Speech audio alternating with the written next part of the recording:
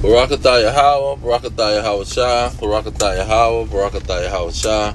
All praises, glory, and honor goes to Yahweh, Bahashem, Yahweh Shai, Bahashem, Yikah Yahweh being the name of the Heavenly Father, Yahweh Shai being the name of His only begotten Son, who they ignorantly call Jesus Christ.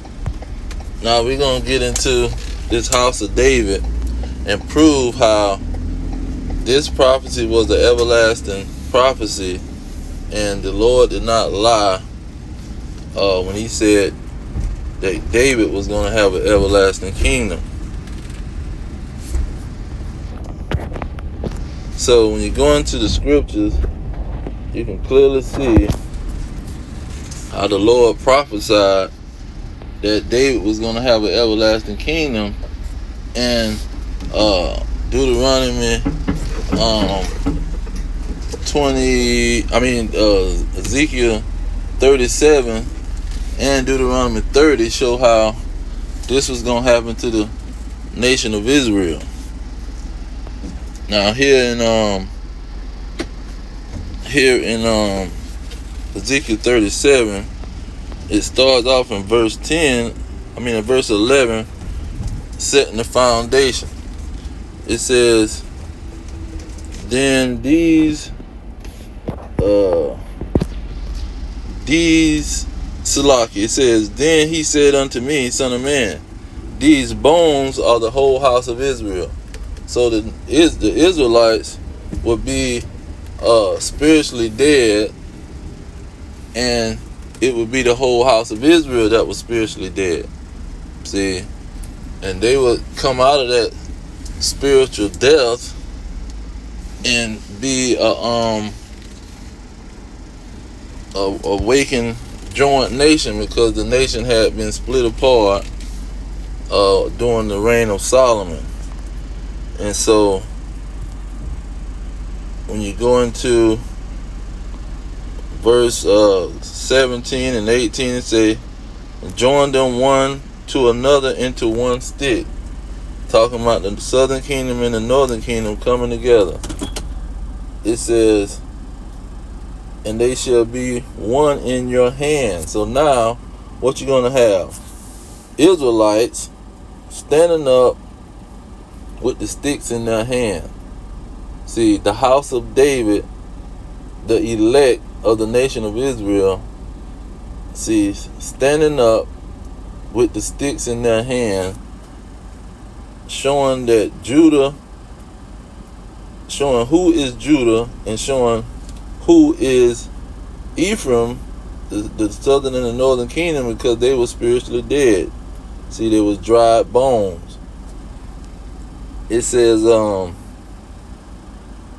where is it? Verse 18, and when the children of Israel, the children of your people speak unto you, saying, will you not show us what you mean by these?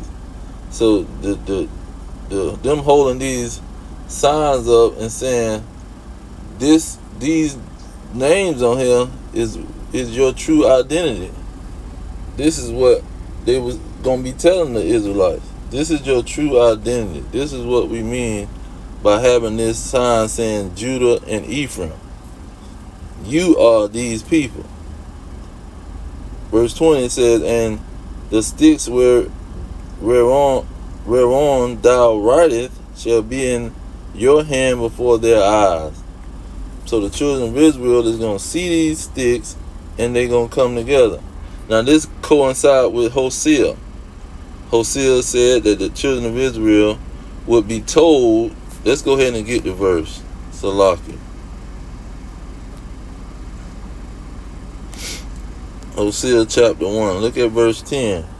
It says, yet the children of Israel shall be like the sand of the sea, shall be as the sand of the sea, which cannot be measured nor numbered. And it shall come to pass that in the place where it was said unto them, you are not my people, then it shall be said unto them, you are the sons of the living God.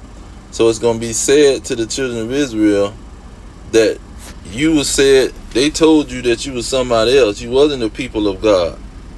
But we telling you that you are the people of God. It said, then shall the children of Judah and the children of Israel be gathered together.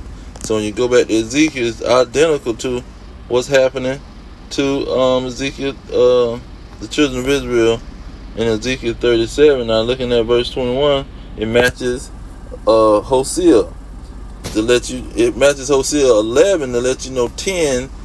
Hosea 10 is the same. It's talking about Ezekiel 37 from verse 1 to 20. That whole situation from verse 1 to verse 20 is talking about the children of Israel regaining their identity. See, their prophets prophesying and giving them the names of their forefathers, giving them their identity back, telling them that you Judah, you Ephraim.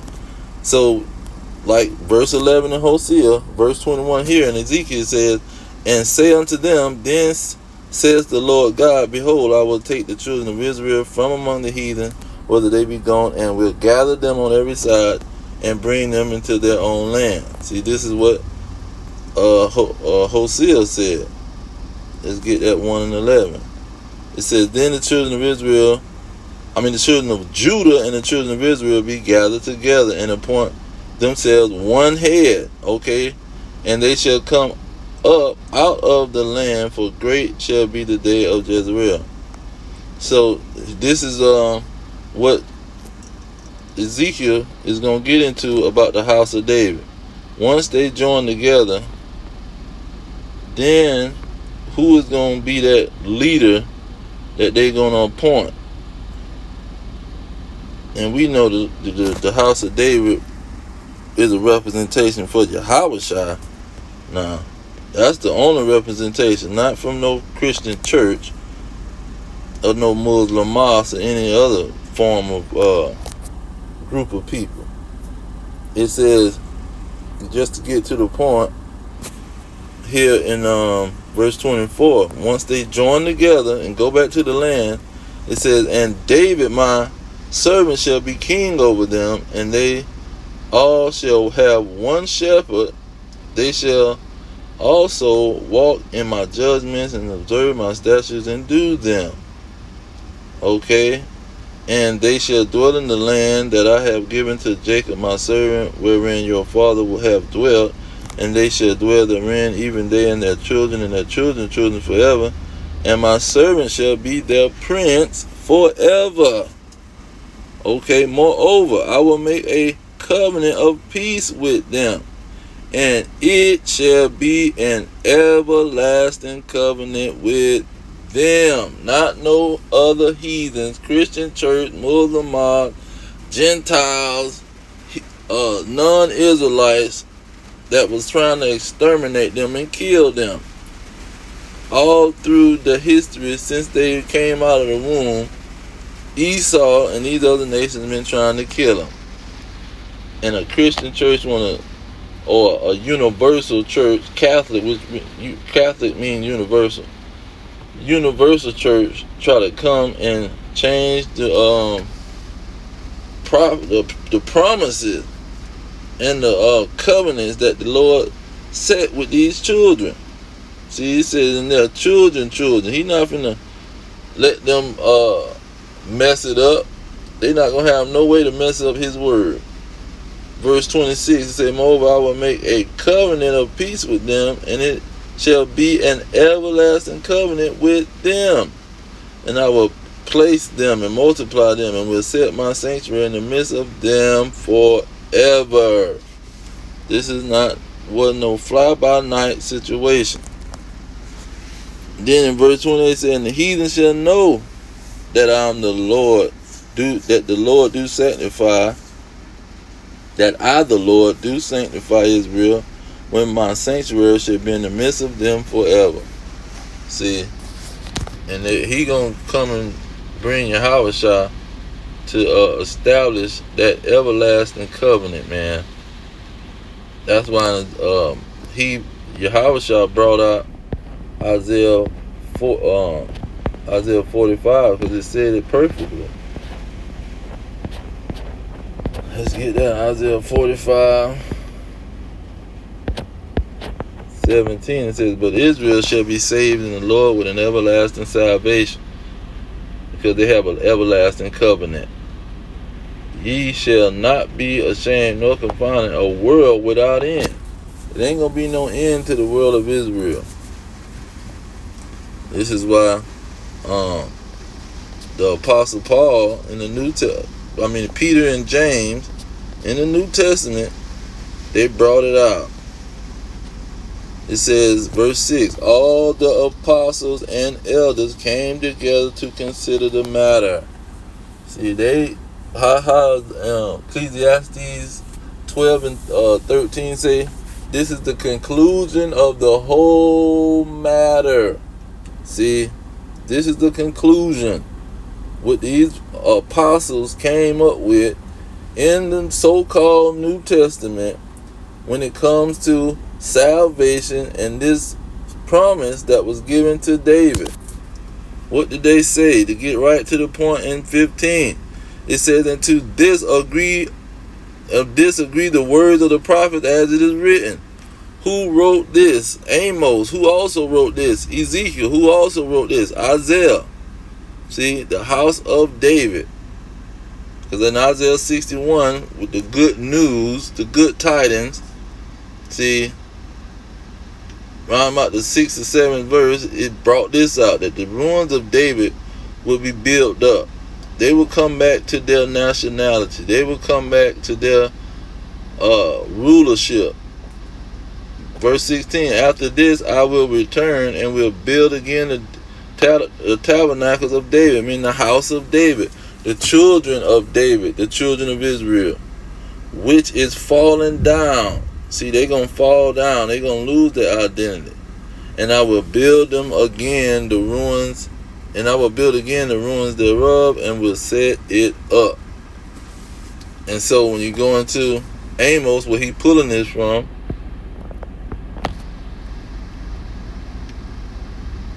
Amos 9 and 12, the next verse say that they may possess the remnant of Edom and all the heathen. See, the house of David is going to be risen up just like in the days of old, the children of Israel, the bloodline children of Israel, man.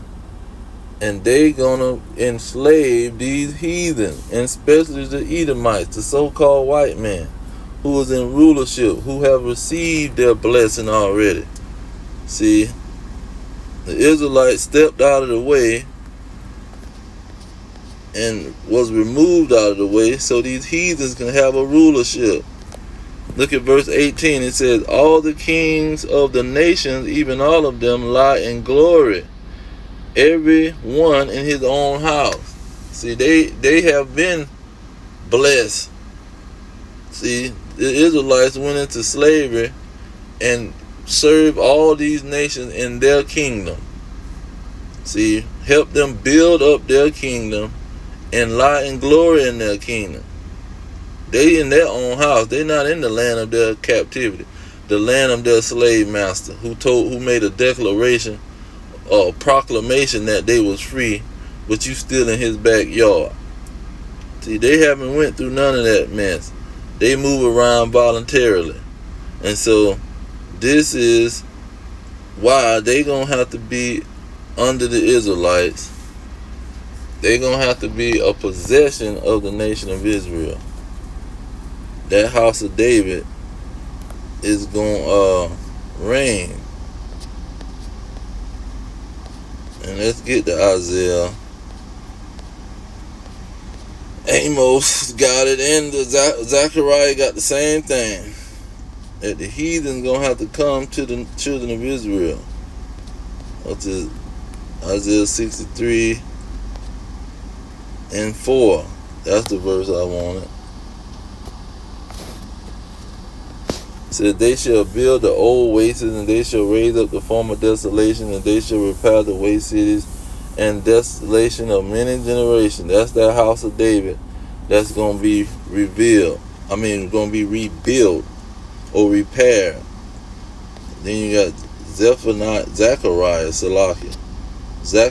14, the end of Zechariah. What did he say?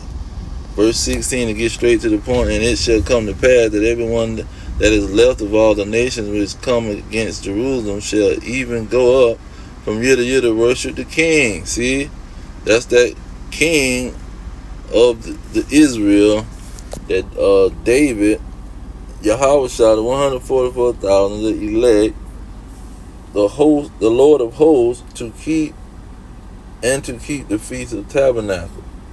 So these other nations are going to have to go up and be possessions of the Israelites.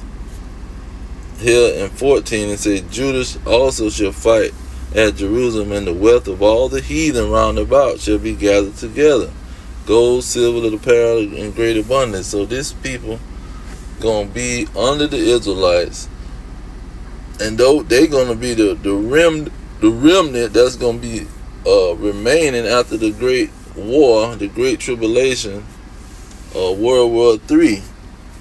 See, they're not gonna be saved from the destruction. The ones that's gonna be destroyed by the Lord, they have no chance. See, they can't join a Christian church and go to singing and dancing, talking about they got faith. He don't care nothing about no faith, man. He care about his word. See, his word ain't gonna change the faith.